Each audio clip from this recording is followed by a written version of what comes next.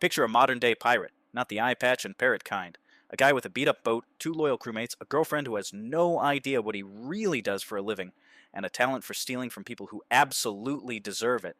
Now throw in a hidden Aztec treasure, a pair of identical twin sisters where one of them will get you killed, a rich playboy with a private army, and a duel fought over a woman neither man actually wants to shoot for. That is the Sea Wolf.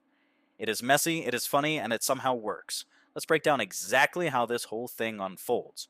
We open in the middle of chaos. A crew is pulling off a smash and grab job involving stolen diamonds, dodging gunfire, and hauling their haul back to a getaway boat while customs agents close in on the dock. This is our introduction to Captain Thorpe and his tight little crew, made up of the loyal but accident-prone Chino and the gun-shy but dangerous Gabby. Thorpe is not just some random smuggler. We learn the diamonds they grabbed were meant to fund weapons for a colonel involved in some very dirty business.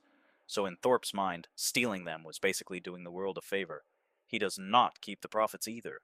He hands the cash back, only taking a fee for his trouble. Back on land, Thorpe reunites with his girlfriend Rachel, who has been waiting for him without knowing what he actually does when he disappears for weeks at a time. In a genuinely sweet scene, he finally comes clean. He tells her the truth. Piracy runs in his family, going back generations, and he only steals from people who have it coming. It is a vulnerable moment for a guy who clearly avoids serious conversations at all costs. Rachel takes it surprisingly well, and the two head off for a dinner date to patch things up. That is when the plot actually kicks into gear. A twitchy, fast-talking fixer named Sammy Bonah tracks Thorpe down at the bar.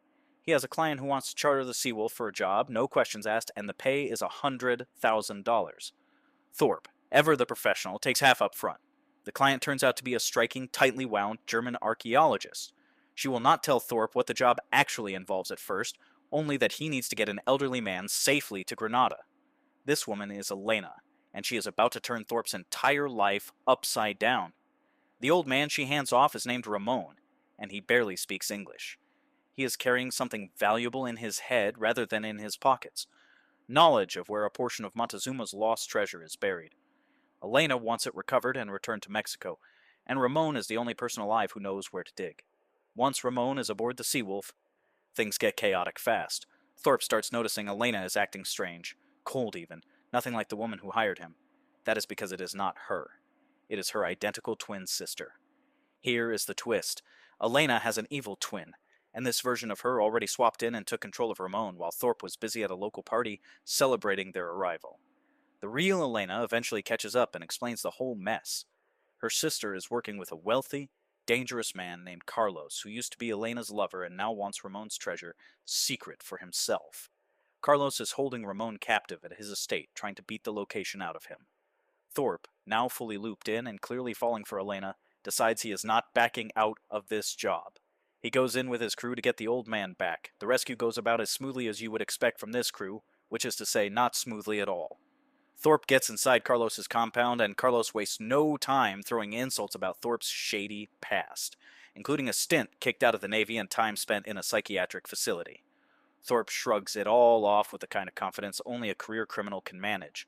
Sammy, the fixer who set this whole job up, turns out to be playing multiple sides. He secretly tips off an old enemy of Thorpe's, a colonel connected to the diamond heist from the opening of the film who still wants revenge and a payout. Thorpe gets captured and interrogated about the missing diamonds, and things get brutal before his crew manages to pull him out. Through all of this, Ramon is deteriorating. He has been beaten down trying to protect the secret of the treasure's location, staying loyal to his promise to get it back to Mexico rather than let it fall into Carlos's hands. In one of the film's more somber beats, Ramon does not survive the ordeal, and it hits Thorpe hard, because the old man trusted him to finish the job. Amid all this danger, Thorpe and Elena keep circling each other. They trade barbs about how different their lives have been, her privileged upbringing against his self-taught life at sea. But there is clearly real chemistry underneath the bickering. It becomes obvious neither of them is walking away from this unaffected. With Ramon gone, Thorpe is left holding a hand-sketched clue toward the treasure's actual location, a spot far more specific than anyone expected. The old man had outsmarted Carlos the entire time, feeding him false leads while keeping the real map hidden away. Thorpe realizes they are closer than anyone thought. The crew sails out to the island where the treasure is supposedly buried, leaving Sammy behind on the boat to keep watch while Thorpe, Gabby, and Chino start digging. It plays out with the kind of nervous energy you would expect.